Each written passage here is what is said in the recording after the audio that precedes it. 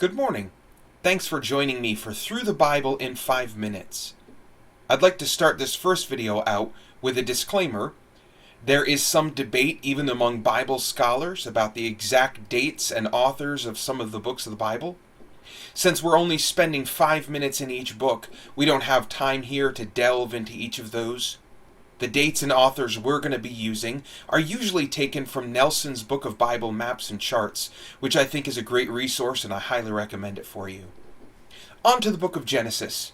Genesis, of course, is the first book of the Bible, and also the first book of the Torah, the first of 5 books written by Moses. It was written somewhere in the mid to early 1400s BC, likely while the Israelites were wandering in the wilderness. Genesis, as the name implies, is the book of beginnings. It tells us about the beginning of light, the beginning of creation, the beginning of man, the beginning of family, the beginning of civilization, and the beginning of nations. The one thing that it doesn't tell us about, however, is the beginning of God. In fact, the book, and the Bible as a whole, starts by presuming the existence of God from its very first words, "In the beginning, God." Sadly, things take a turn very quickly from the perfection that God had created, and another introduction is made in chapter 3, the introduction of sin and death into the world, with the rebellion of Adam and Eve. That begins a downward spiral of sin and rebellion for all of mankind. Within 5 chapters, God looks at the world and is grieved that he had even made man, and determines to send a flood to reset the earth. Because of his faith, God spares a single man named Noah and his family, along with a selection of animals on an ark. The rest of the world is purged of its sinfulness by a global flood.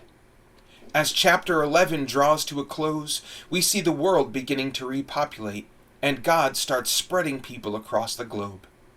Chapter 12 begins the second half of the book of Genesis, bringing the focus from a global scale back to one man named Abraham.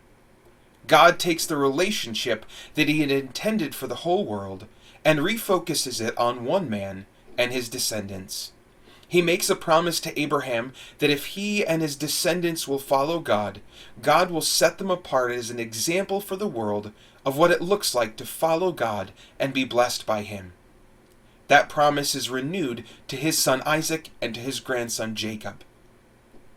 We fast forward to the end of the book, and there we see God in his providence moving the family of Abraham out of Canaan and repositioning them in Egypt. But we'll talk a little bit more about that next time. Finally, the scarlet thread. In every book of the Bible, we see shadows of Christ, both implied and expressed.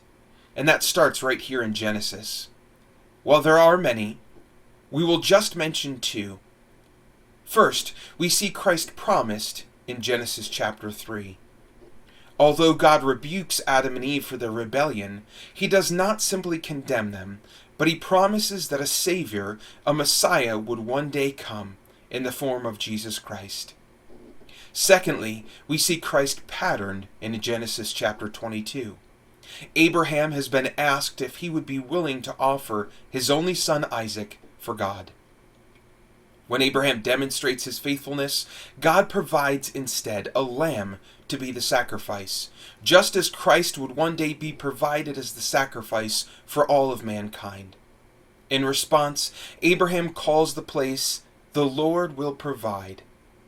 And just as God provided a lamb for Abraham, he provided Christ the Lamb for you and me. Thanks for joining me for Through the Bible in 5 Minutes, and I look forward to being with you again next time.